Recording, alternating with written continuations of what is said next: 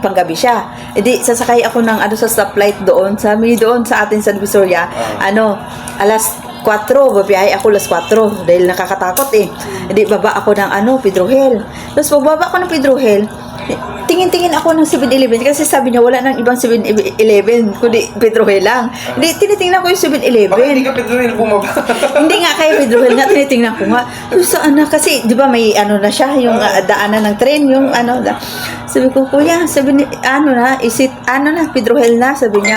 Doon pa sa dulo, alam mo, nagtatanong pa rin ako kasi kahit paulit-ulit na ako na pumupunta sa kanya, naliligaw pa rin ako. Tapos ngayon, bumaba na ako, sabi niya, buti lang may kasama ako, yung tibo, sabi niya. Kasi sabi ko, kuya, baba mo lang ako sa Chowking ha. Tapos nalagpas na ako sa Chowking, hindi ko nakita yung Jollibee at saka Chowking. Andun na ako sa may, sa Mercury. Sabi nung tibo, ate, Mercury na, lagpas ka na. Ay, lagpas na pala ako. Kuya, baba na ako. Kasi tinitingnan ko siya kung saan nakatayo. Hindi ko nakita. Yun pala yung patatandaan mo. Oo. Tapos, Nung ko lang yung tanaw ng Jollibee. pero before nun, lagpas talaga ako. Napunta na ako doon sa may terminal ng sinakyan ko. Sabi ko, kuya, Chowking na? Magkapakaumol, muna na. Sabi ko, kuya, Chowking na? Ate, lagpas ka na. Dito na tayo sa terminal. Sabi ko, hala, hindi ko. Nakakatawa kayo. Gabi pa yun. Sabi ko, hala, kuya, anong gagawin ko? First time ko, hindi ako marunong. Buti na lang, mabait yung driver. So sabi ng driver, hindi balite, sige, dyan ka lang, steady ka lang. Hindi niya na ako pinabayad. Steady ka lang dyan kasi babalik na lang ako. Iikot na lang ako ulit. Kaysa sasakay pa daw ako ulit, baka maligaw pa ako. Ganyan ako, sabi ko, ang tagal-tagal ko dito sa Maynila, kaya dati nagagalit siya. Na akala niya tuwing di off ko may kasama ako. Anong kasama na tuwing di off ko? Alam mo kung saan ako napupunta? 168 sa may hagdan, nakaupo lang ako. Kung hindi sa food court. Kasi wala akong pupuntahan. Hindi ako pala gala. Ito pa. Pagsasakay kami ng LRT. Hindi ko alam paano mag-tap ng car dati.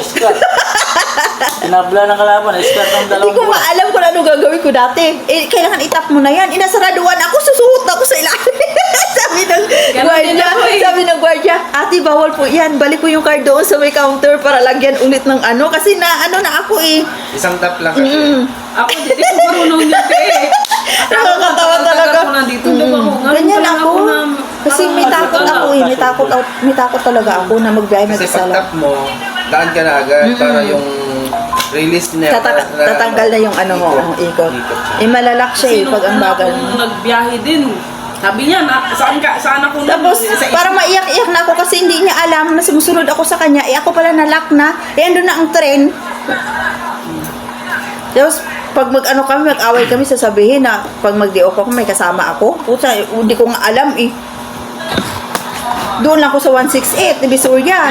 Tapos, papahinga ako sa 168. Kakain ako doon, mag-soft drinks ako doon sa may hagdan.